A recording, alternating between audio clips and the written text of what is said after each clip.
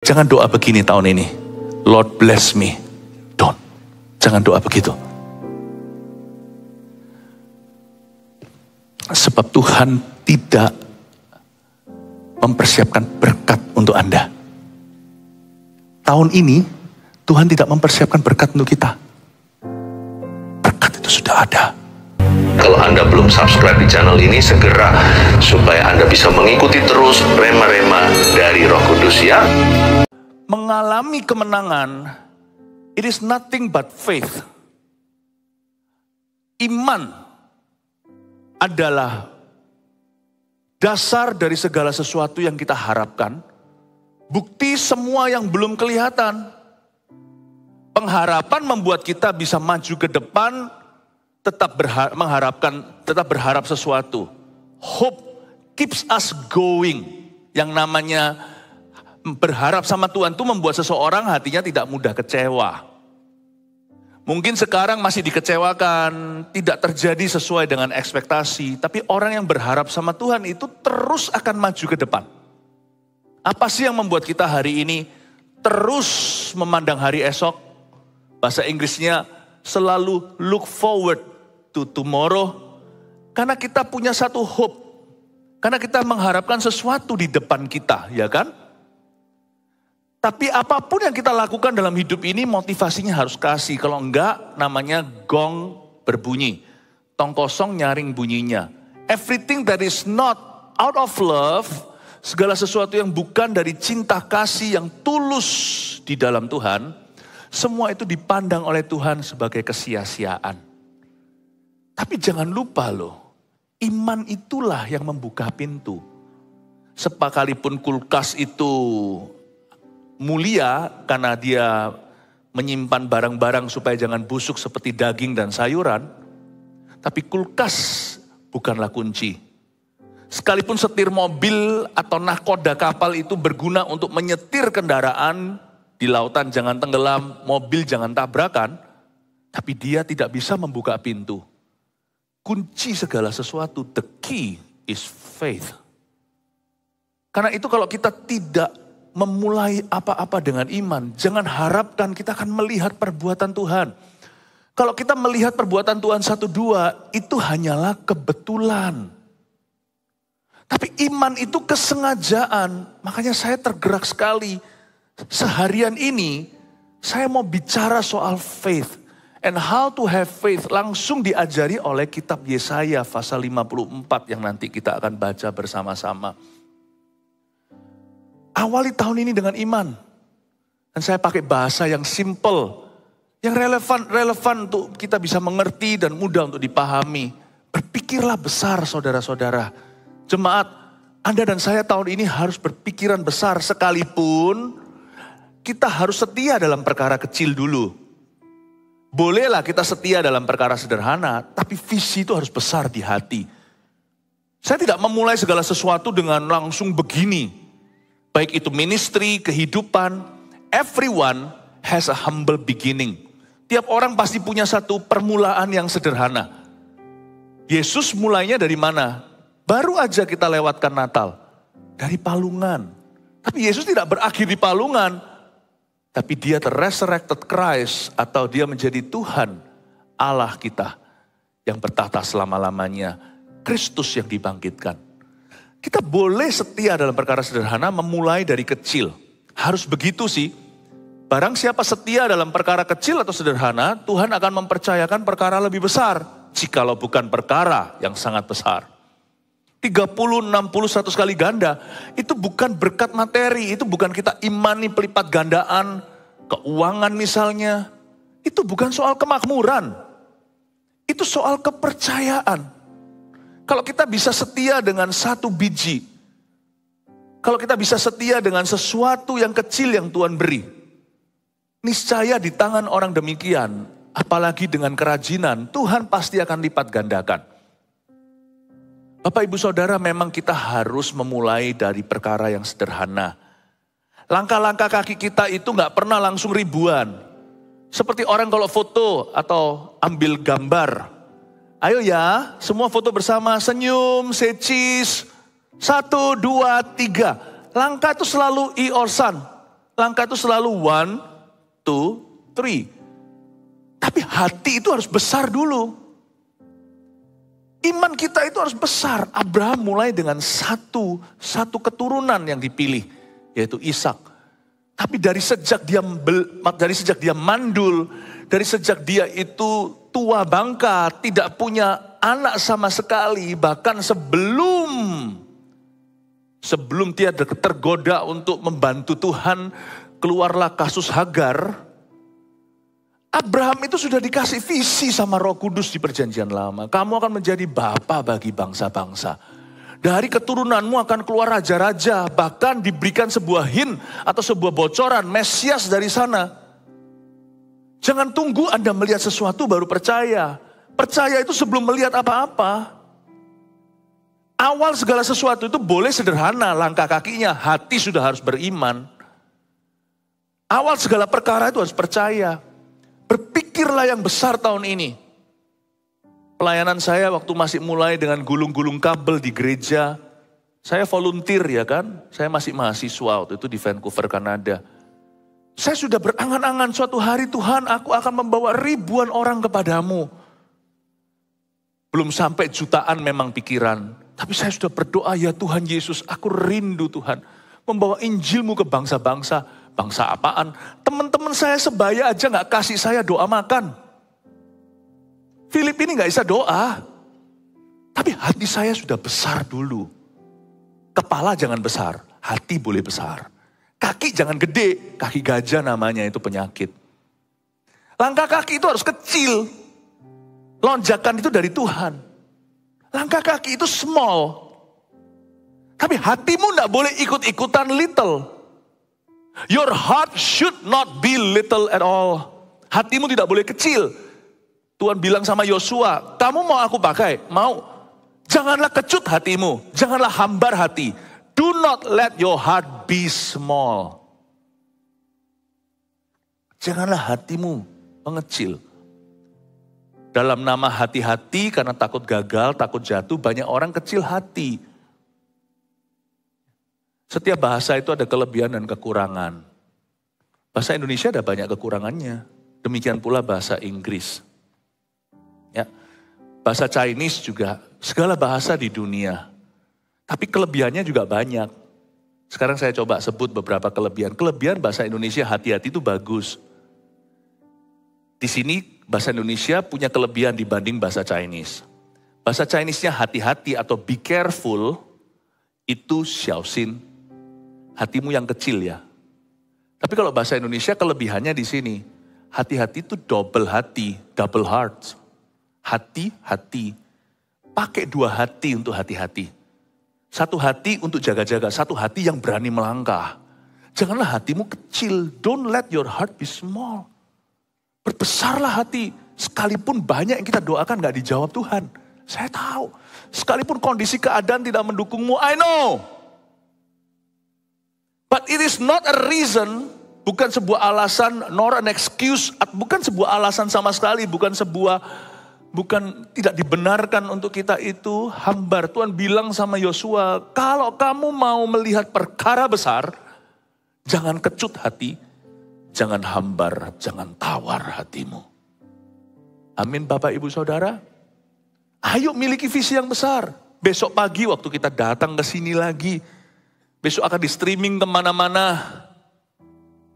Di Surabaya akan ada tiga titik kita adakan di GMS Surabaya Barat, di SCC sini, GMS Surabaya Selatan, di MCC, GMS Surabaya Timur, di PCM, lalu di Jakarta, Jabodetabek, lalu di mana-mana, di Kalimantan, di Jawa Tengah, di Semarang, di Jogja, di Sumatera, di Medan.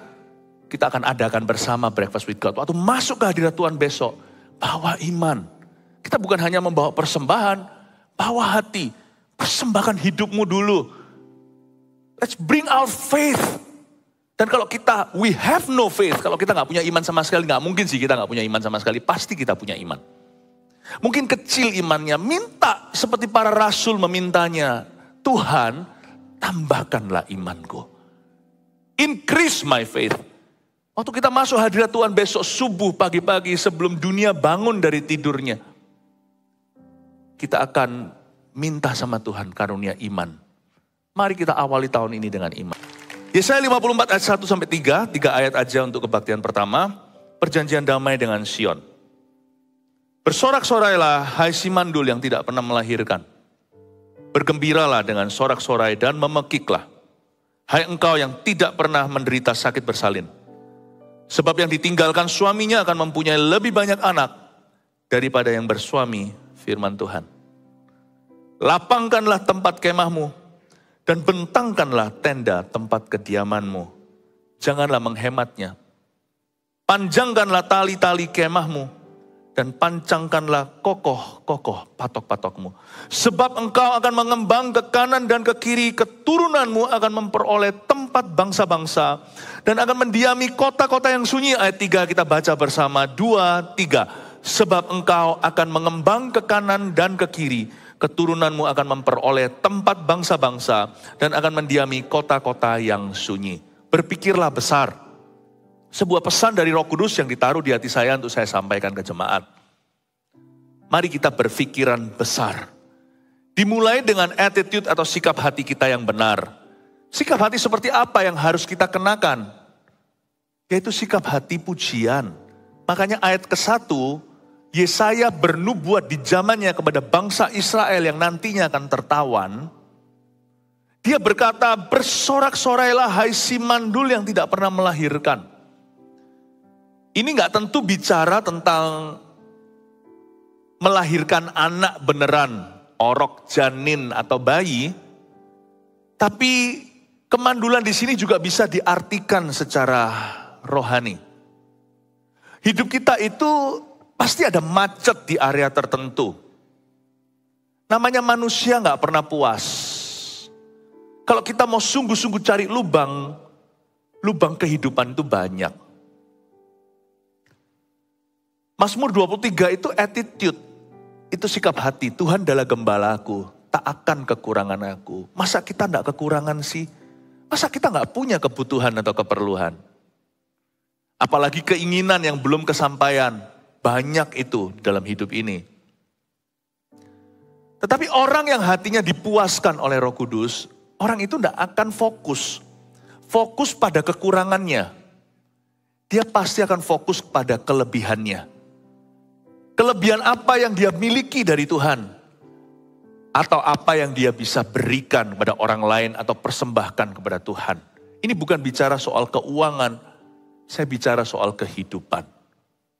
Dia gak akan fokus karena dia membandingkan dirinya dengan orang lain. Aku gak bisa nyanyi seperti itu tuh penyanyi di gereja merdu. Aku harap aku bisa. Lalu memaksakan diri berkali-kali. Audisi dan audisi lagi di gereja dan ditolak lagi. Bukan karena pelayanan di gereja tidak membutuhkan seorang penyanyi. Tetapi ada orang tertentu yang memang gak bisa nyanyinya dalam kunci. Jangan paksakan diri. Mungkin nyanyi bukanlah departemenmu. Tapi ada orang tertentu yang rajin melayani. Nyanyi gak bisa. Tapi dia itu ringan tangan. Suka bantu ini, bantu itu. Dan orang itu giat sekali kalau bantu orang lain. Antarkan orang ke WC aja senang sekali. Di mana ya toiletnya? Sini bu, saya antar. Service ministry. Orang yang hatinya dipuaskan oleh Roh Kudus, yang tidak juling rohani, dia bisa bersorak-sorai untuk kemandulannya. Karena kemandulan di satu area, berarti dia berbuah di area yang lain. Tergantung Anda lihat lobang atau donatnya. Anda melihat kemandulan atau Anda lihat kelebihanmu di area tertentu. Orang berkata seperti ini, seorang jenius adalah seorang yang bodoh di bidang yang lainnya. Jenius sekali matematika, kacamatanya tebal. Wah luar biasa, gak perlu kalkulator. Tapi kalau taruh dia dalam sebuah pertemuan di mana ada banyak orang atau waktu dia untuk bersosialisasi, orang itu jadi salah tingkah. Jenius matematika, tapi socially he's not capable. Dia gak bisa bergaul, gak supel orangnya. Tapi lihat ya, ada orang yang supel sekali. Wah, supel sekali. Ayo sini. Populer di sekolah.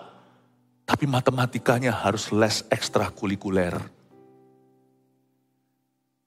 Janganlah tangisi kemandulanmu, bersorak-sorailah.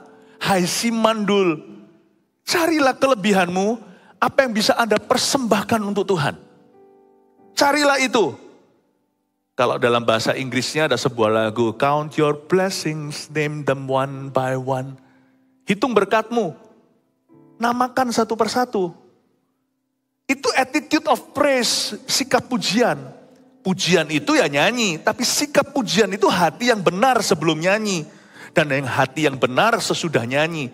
Jangan nyanyi doang atau jangan hanya sekedar nyanyi di dalam gereja. Miliki hati yang benar sebelum dan miliki hati yang benar sesudah kita memuji Tuhan. Bersorak-sorailah, hai si mandul yang tidak pernah melahirkan. Bapak ibu saudara jangan iri dengan berkat orang lain. Pembunuh pikiran besar, itu ya ini. Lawan kata pikiran besar itu bukan pikiran kecil. Gak ada orang yang dilahirkan baru itu bisa berpikiran kecil lagi. Semua orang yang dilahirkan baru, dia dilahirkan baru oleh firman. Dan firman itu penuh janji. Setiap kita yang dilahirkan baru itu dilahirkan baru oleh Roh Kudus. Roh Kudus itu bukan roh pesimis, dia juga bukan roh optimis.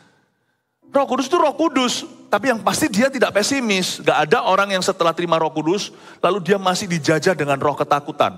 Menjadikan dia budak. Roh Kudus bukan roh perbudakan, membuatmu takut lagi.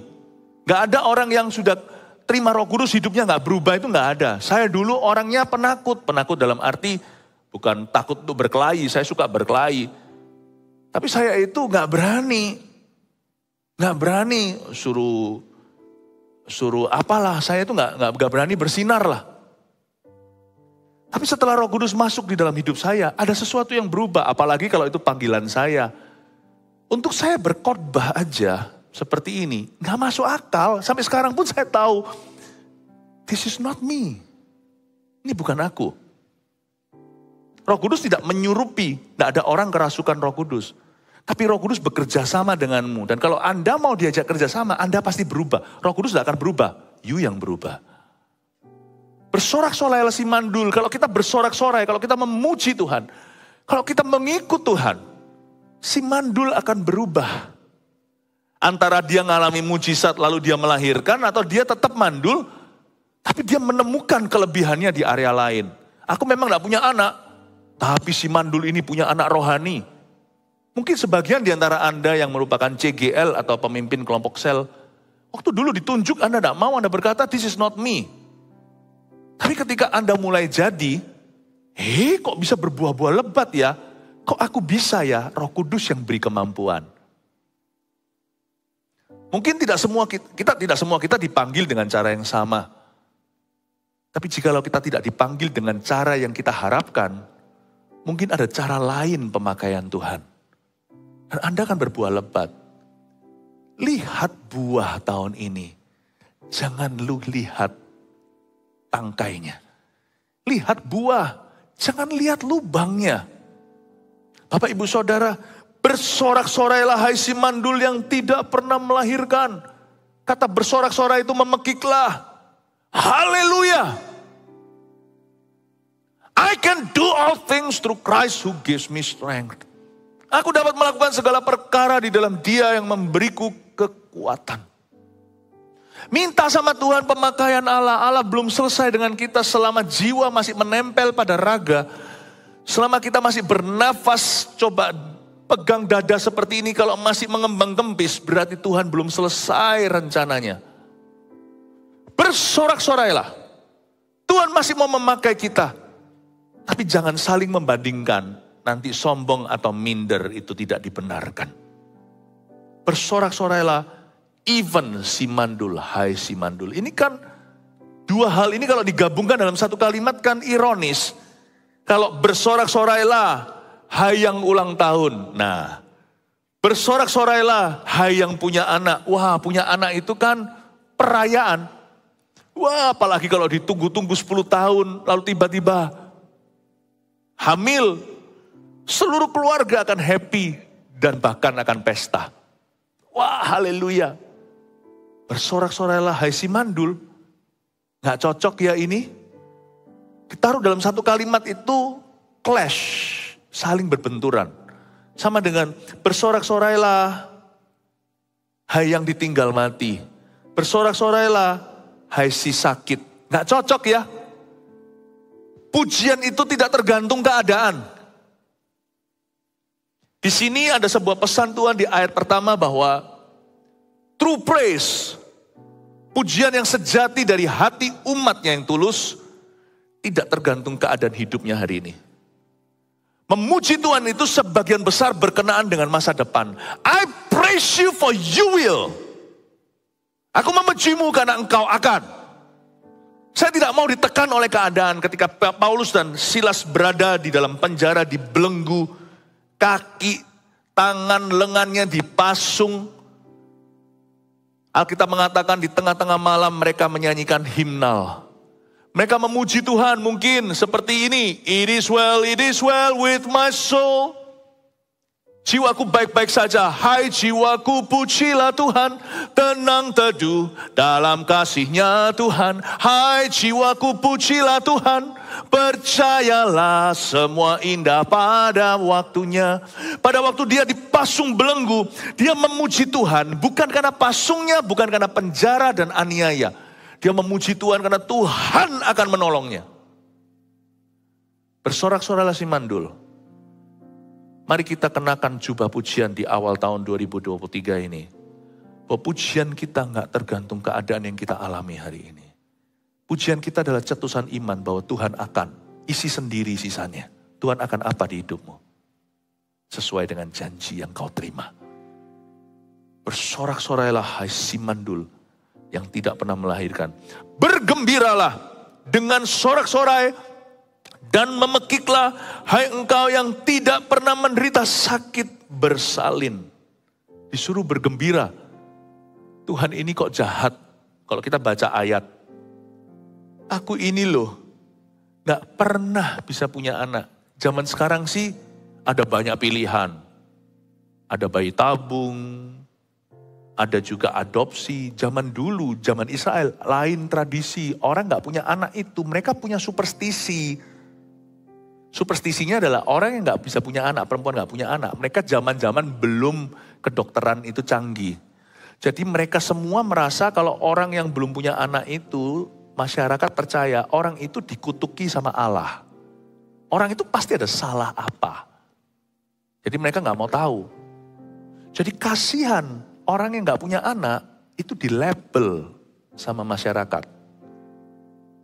Jadi sakitnya itu, menderitanya itu batiniah. Belum lagi biasanya zaman-zaman dulu itu bukan zamannya monogami tapi poligami. Poligami itu istri beberapa biji.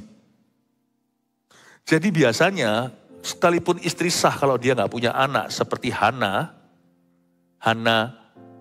mamanya Samuel itu nanti Penina akan aniaya dia. Istri mudanya suaminya, ya, dia ini padahal istri yang sah, itu bisa dihina, bisa naik ke atas kepala, padahal kalah pangkat di rumah. Semua bisa dihina, suami kita lebih cinta aku daripada cinta kamu. Sekalipun kamu istri ke-1, aku adalah simpanannya, tapi aku yang kasih keturunan, nanti marganya aku yang teruskan, kamu gak bisa. Waduh, itu tekanannya luar biasa. Itu makan hati tuh.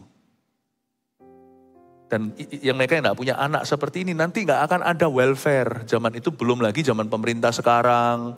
Lalu ada nanti benefitnya. Jadi kalau sampai mereka meninggal tanpa keturunan, kalau sampai lakinya mati dulu cilaka, itu perempuan akan gelandangan. Mereka punya nasib akhirnya menjadi pengemis di jalanan. Jadi orang yang gak punya anak zaman itu tuh ngeri. Kok bisa Tuhan berkata bergembiralah. Kok bisa setidak empati itu? Ayo coba. Tuhan itu tuh adalah pribadi yang paling masuk akal. Kenapa saya percaya Tuhan Yesus? Tuhan itu paling cengli. Saya gak bisa jelaskan, sejak saya umur 18 tahun aja tahu. Waktu saya bertobat lahir baru. Yesus itu yang sekalipun semua kejadian Tuhan Yesus itu gak masuk akal. Makanya tidak bisa kita itu percaya Tuhan tanpa iman. Lahirnya aja dari perawan. Lihat itu hidupnya, matinya, bangkitnya. Mana bisa orang mati, bangkit sebelum mati sudah bisa prediksi nanti hari ketiga dia akan bangkit. Tapi Yesus itu yang paling believable. Masuklah, pokoknya masuk di hati. Kalau saya pikir-pikirkan ya, kalau Tuhan sampai berkata bergembira, bergembiralah. Pasti Tuhan itu tahu apa yang dia katakan. Tuhan tuh gak pernah ngawur, Tuhan tuh gak pernah iseng, Tuhan tuh gak pernah kilaf. Jadi waktu saya lagi misalnya disakiti, disalahi, dizolimi, atau ketika saya mengalami suatu keadaan yang tidak mengenakan, kalau Tuhan berkata, bersyukurlah Philip, Philip bersyukurlah, I trust him. I believe him. Saya percaya dia. Bahwa dia tahu sesuatu yang aku belum tahu. Dia melihat sesuatu yang aku yang belum melihatnya. Kalau Tuhan berkata, bersyukurlah, aku nurut saja. Percayalah saya, Tuhan itu gak pernah salah. Kalau Tuhan berkata, bergembiralah hai engkau yang tidak pernah menderita sakit bersalin, cepatlah bergembira. Mana bisa aku bergembira, aku ini dicekik hutang piutang. Kalau Tuhan suruh kita bersyukur, bersyukurlah. He's always right. He's always right. Makanya ada satu lagu, Tuhan ku percaya, rencanamu indah. Walau saat ini belum ku mengerti, Engkau telah berfirman, memberi masa depan, damai sejahtera, penuh harapan. Ini aja kalau saya belum tahu apa-apa, satu hal yang ku tahu. Ku tahu rencanamu indah bagiku, ku tahu kehendakmu baik bagiku. Ku tahu rancanganmu sempurna bagiku. Ku tahu jalan-jalanmu yang terbaik bagiku. Kalau saya nggak tahu saya harus syukur untuk apa, saya syukur bahwa nama saya tertulis dalam kehidupan. Nama saya tertulis dalam kitab kehidupan. Untuk itu aku bergembira. Misalnya kalau keadaan saya sudah tidak ada lagi alasan untuk saya bersyukur atau untuk saya syukuri. Kalau kondisi yang saya alami ini tidak memberi saya satu lagi reason to rejoice, tidak lagi memberi saya satu sebab untuk saya bergembira, maka saya akan pegang yang pasti. Kalau keadaanku tidak pasti, hatiku harus pegang sesuatu yang pasti. Saya pasti masuk surga, you see. Tiap pagi, apapun keadaan yang menerpaku, tiap pagi aku bangun tidur tahu bahwa kalau aku mati hari ini, aku masuk surga. That is enough reason, itu alasan yang cukup untuk saya bergembira hari ini. Paham maksud saya? Orang Kristen harus ngerti ini.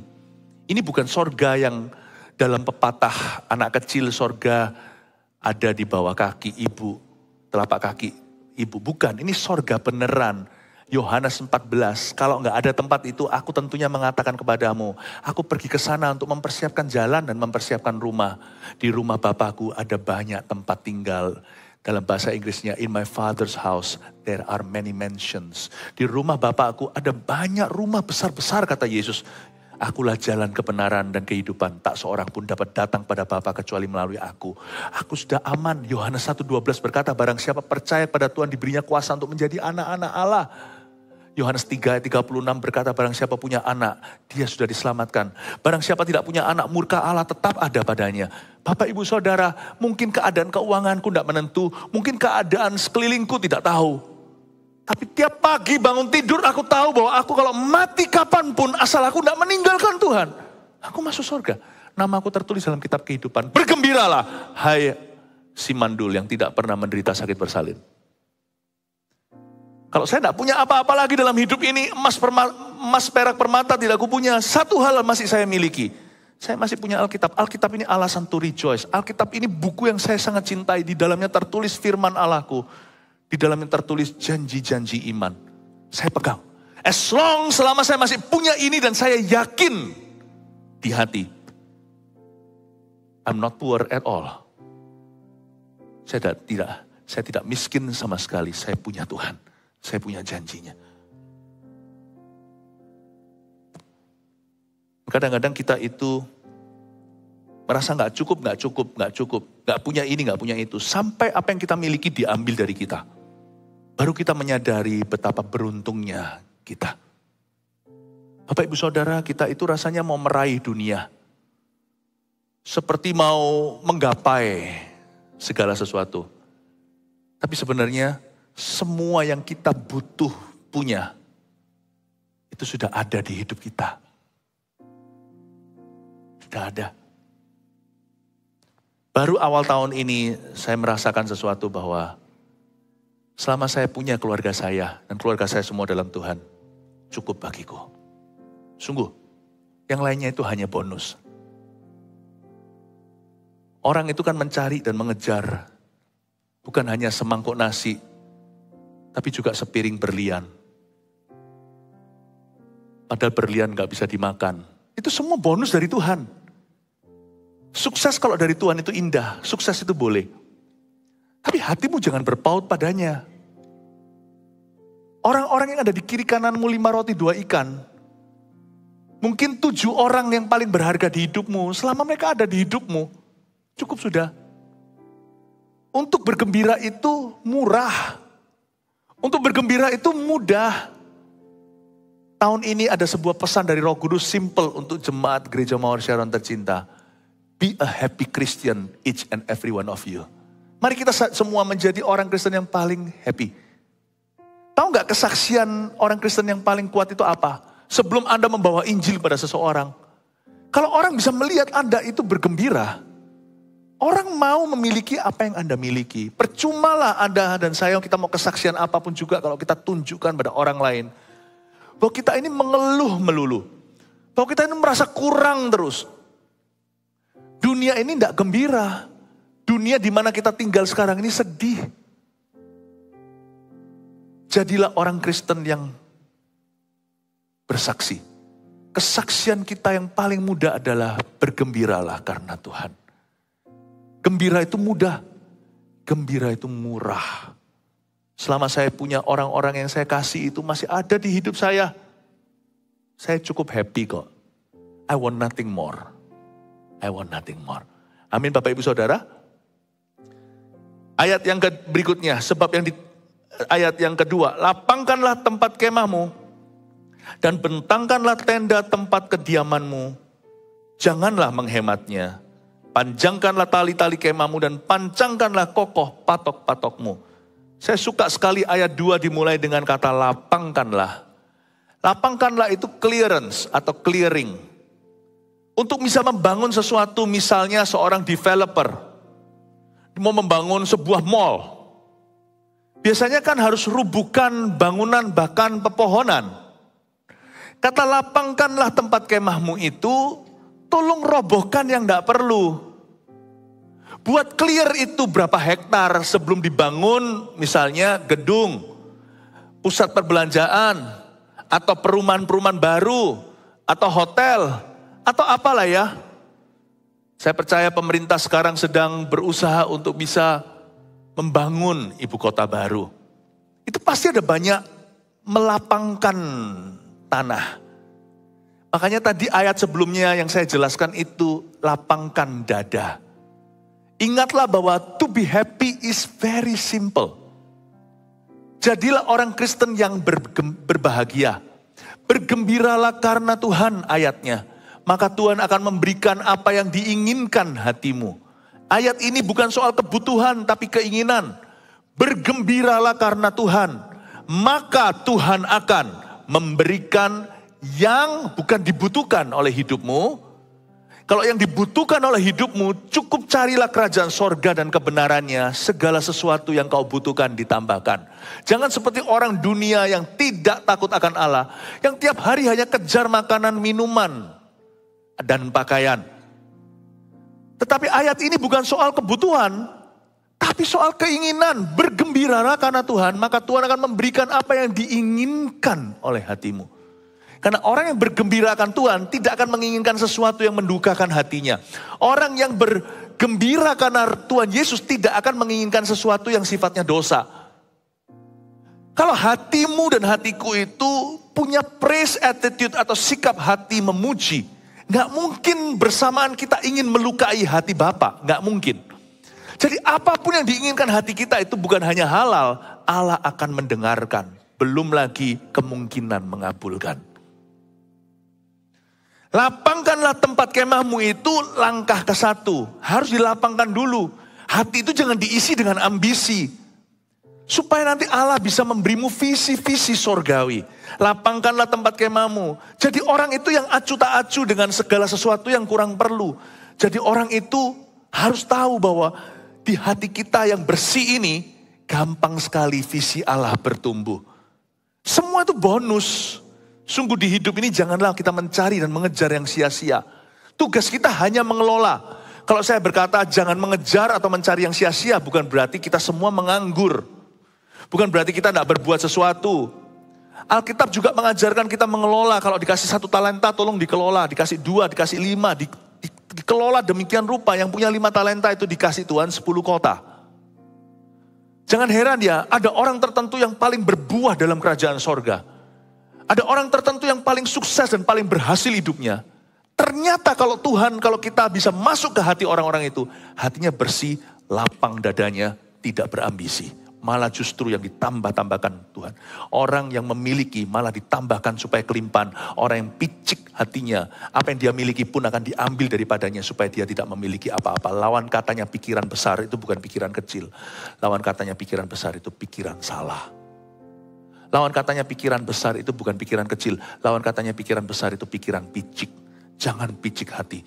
Kemungkinan besar orang yang hatinya lapang, yang paling clear, yang paling bersih, yang paling tidak berambisi itu biasanya justru tangannya 10 kota. Justru badannya 10 talenta. Malah orang yang berambisius secara pribadi dan kejar yang gak perlu-perlu itu malah justru dia struggling melulu.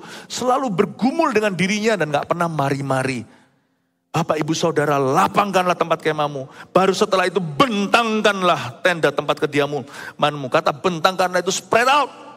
Kalau hatimu lapang, gampang Tuhan kembangkan. Aneh ya. Orang yang kudu mau terkenal, yang cari popularitas, gak pernah populer-populer tuh. Orang gak cari ke situ, malah dicari-cari oleh dunia. Aneh ya. Kayak kalau dalam pelayanan saya juga ajarkan kok. Gak usah berambisi besar gimana. Kasih aja orang yang Tuhan percayakan. Kelola dengan baik. Jangan dijadikan objek, dijadikan subjek pelayananmu.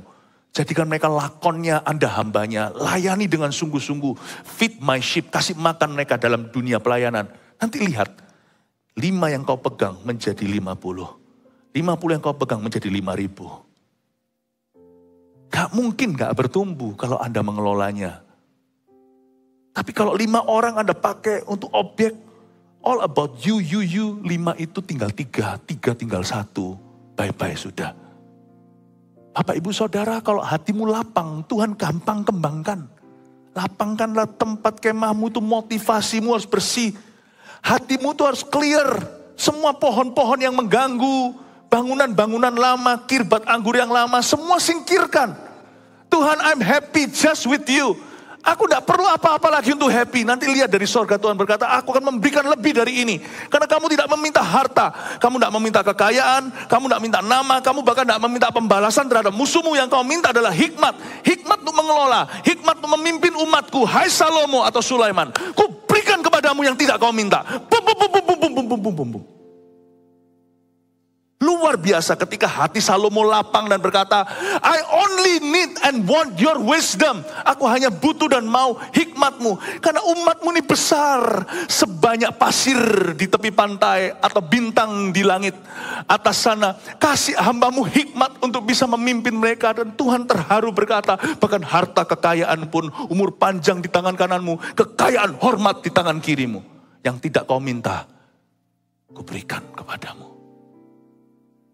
Lapangkan. Tugas Tuhan kembangkan. Amin Bapak Ibu. Jangan pulang ke rumah lalu kita abuse our family.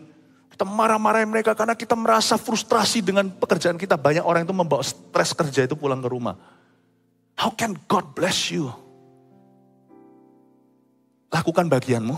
pulang ke rumah, cintai keluargamu. Lapangkan hatimu, nanti Anda kembali ke kerja, tinggal tunggu Tuhan mengembangkannya. Sebab engkau akan mengembang ke kanan ke kiri, Alkitab katakan ayat 3. Dan keturunanmu akan memperoleh bangsa-bangsa. Yang Tuhan kembangkan apa? Coba kita baca ayat 3 terakhir ya. Sebab pekerjaanmu akan mengembang ke kanan ke kiri. Betul, bukan. Sebab gerejamu akan mengembang ke kanan ke kiri. Bukan ya. Sebab pelayananmu akan mengembang ke kanan kiri. Bukan tuh. Sebab engkau akan mengembang ke kanan dan ke kiri. Tuhan tidak akan mengembangkan gerejamu.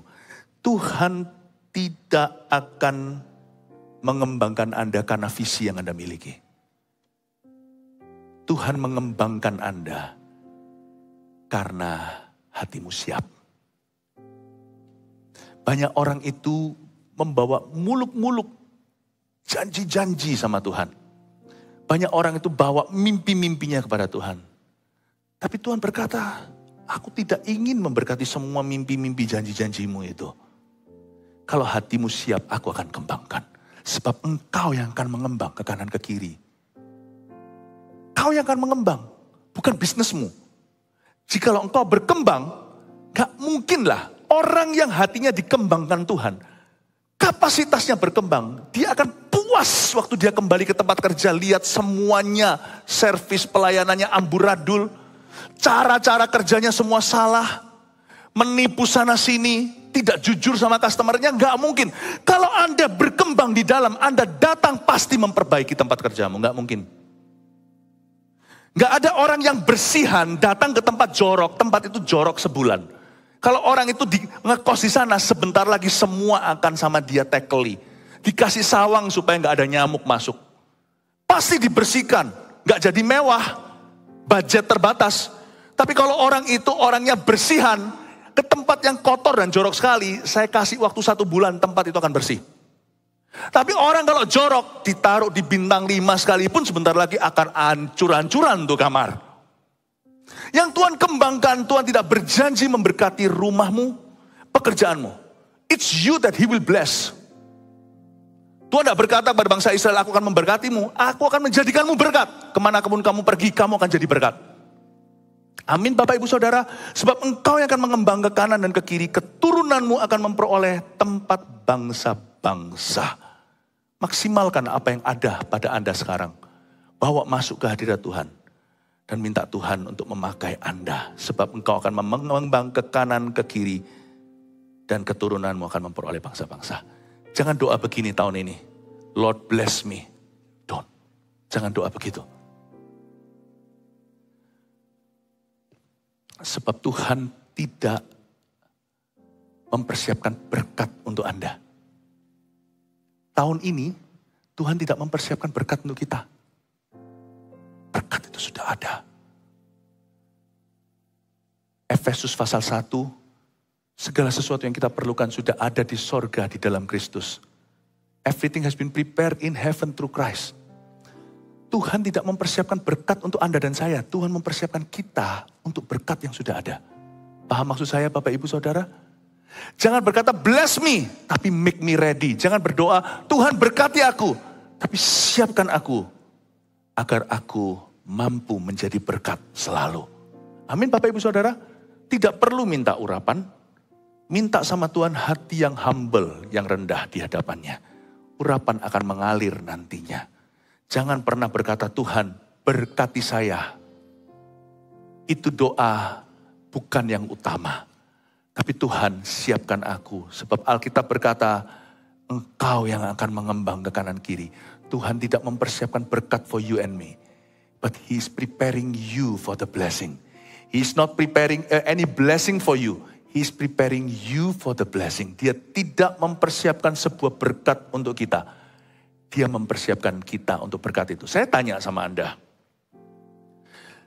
Bangsa Israel itu dikasih sama Tuhan tanah Kanaan atau dipersiapkan untuk masuk ke tanah Kanaan? Dari zaman dulu tanah Kanaan sudah ada. Bangsa Israel itu tidak dikasih Tuhan tanah Kanaan. Mereka diizinkan masuk ke dalam berkat Tuhan. Tanah perjanjian itu dari dulunya sudah ada di situ, nggak pernah kemana-mana. Tapi ketika bangsa Israel mau masuk, mungkin 1 minggu aja mereka bisa masuk. Tapi karena mereka nggak siap, mereka berputar-putar di padang gurun 40 tahun lamanya. Mereka nggak masuk-masuk. Karena hati mereka tidak siap. Alkitab berkata mereka tegar tengkuk. Alkitab juga mencatat bahwa mereka tidak bersunat hati. Hatinya penuh dengan kulit katan. Kelihatan kan, ada orang tertentu tuh nggak pernah sungguhan cinta Tuhan. Ada orang itu ya nggak pernah sungguhan mau rohani. Nggak ada orang tertentu yang nggak pernah mau serius sama Tuhan Yesus. Nggak pernah siap-siap hatinya. 40 tahun loh, didetoks sama Tuhan, terpaksa mati semua, tinggal 2 orang yang masuk ke Kanaan. Coba bayangkan, Kanaan nggak usah kamu cari, hai Israel. 4 hari aja bisa masuk, mereka 40 tahun nggak masuk-masuk. Kanaan sudah ada, bangsa Israel nggak siap-siap setelah dekade-dekade lamanya. Bapak, Ibu, Saudara, your blessings are already hanging. Berkatmu itu sudah ada dan udah Tuhan cantolkan persis di atas kepalamu. Hatimu dan hidupku yang harus dipersiapkan untuk menggapai itu. Do not ask for your blessing. Jangan minta berkat Tuhan. Tidak usah berkata berkati aku. Siapkan hatimu, niscaya berkat itu akan dicurahkan atas hidupmu. Haleluya. 1 Petrus 4 ayat 7. Kesudahan segala sesuatu sudah dekat. Karena itu, kuasailah dirimu dan jadilah tenang, supaya kamu dapat berdoa. Saudara yang terkasih, terima kasih telah mendengarkan firman Tuhan hari ini. Jangan lupa untuk dukung terus channel ini dengan cara subscribe, like, share, dan juga komen. Agar saudara kita yang lain juga boleh terberkati. Tuhan Yesus memberkati kita.